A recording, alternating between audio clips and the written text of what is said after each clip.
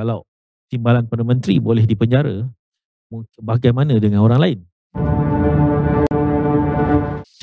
Sebenarnya kalau kita nak sambung sikit kepada kenapa banduan ya. Okey, kita lihat sejak 1999 hingga kini, kita lihat kebanyakan parti politik yang muncul di Malaysia survivalnya berdasarkan kepada ketokohan seorang pemimpin. Parti-parti lain yang muncul bersama gerakan biasa, dia biasanya tak tahan lama.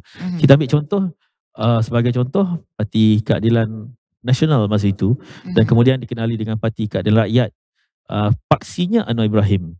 Kerana untuk bertahan di Malaysia, pada pandangan saya, antaranya adalah perlunya seorang tokoh yang besar, yang perlu bertahan dan mengangkat idealisme politik itu.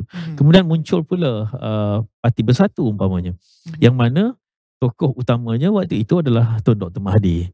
Dan itu satu cabaran kepada Tan Sri Muhyiddin, bagaimana mengangkat idealisme itu dengan mengangkat juga ketokohan yang ada. Okey, kalau kita lihat juga apa yang berlaku, kenapa banduan diangkat? Kalau dilihat di luar negara juga, ada pemimpin-pemimpin yang diangkat daripada penjara. Paling besar tentunya Nelson Mandela kan. Tapi kalau kita lihat daripada Paksi 1998, reformasi itu muncul.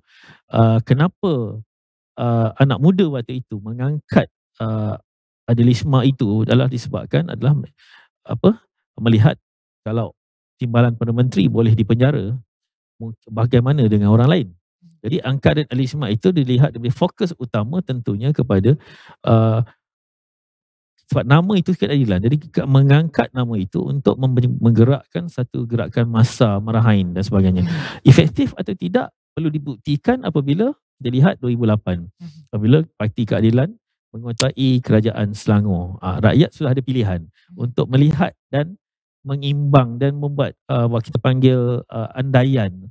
Selama ini hanya bentuk pembangkang dan oposisi dan boleh bercakap, berceramah dan sebagainya. Tapi apabila memegang dasar, memegang kerajaan, tentunya boleh mengimbang. Dan tambahan pula apabila bergerak pada 2018 sudah menjadi kerajaan persekutuan. Di sini persepsi dan juga andaian rakyat mula melihat bahawa berlaku masalah di sini. Jadi itu untuk melihat kepada penjara, banduan atau tidak, orang melihat kepada idealisme yang dibawa itu pertama. Yang kedua simpati.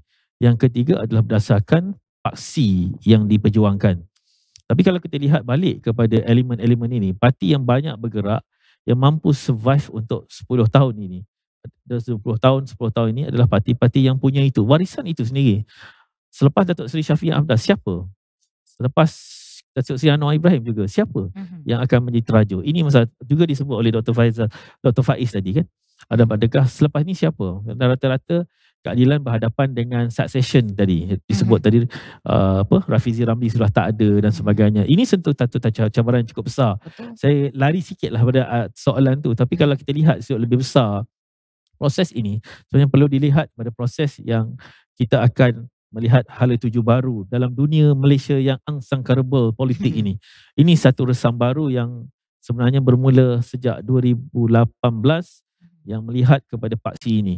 Ini yang kita perlu jelas bahawa what's next untuk politik baru, kerana kalau kita lihat 2018, paksi utama yang saya rasa penting adalah perubahan kerajaan bukan semata-mata mengubah pemimpin, tetapi mengubah tadbir urus, mengubah tata kelola dan mengangkat rakyat sebagai paksi. Di sini cabaran terbesar untuk siapa yang mampu ke hadapan, siapa yang dipersepsikan sebagai rakyat mampu mengangkat Malaysia tambah sejak pandemik ini ke arah ke depan. Itu yang akan jadi persoalan yang sentiasa berlega dalam pemikiran rakyat.